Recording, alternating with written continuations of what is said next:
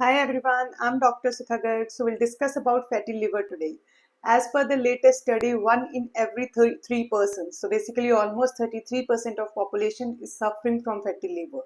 So more common usually was initially it used to be alcoholic liver fatty disease, but nowadays non-alcoholic fatty liver disease is more common. So why is this happening? So first of all, obesity or weight management is important.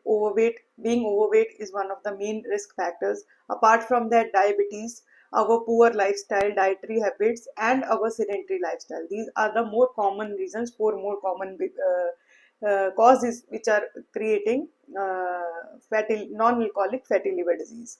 So what could be the symptoms? In usually grade 1 or grade 2, there are not much symptoms apart from the general tiredness, or you might have a pain in the or heaviness in the right upper quadrant, or there could be a weight loss. If you experience that without any reason, then it could be a fatty liver disease.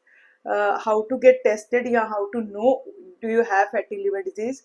The best and the simplest is to go for your LFT test, that is the liver function test. In those tests, SGOT level, SGPT level, and ALP levels are important. They'll help you in diagnosis of your grading.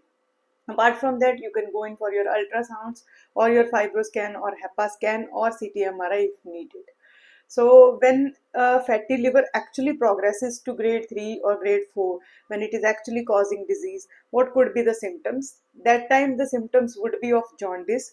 There would be yellow, your sclera would be yellow. There would be easy bruising. There could be a persistent itchy skin, swollen tummy, or dark colored urine, or there could be a black tarry stools. All these symptoms are leading to liver damage. Basically, they're telling you liver damage, it is already damaged.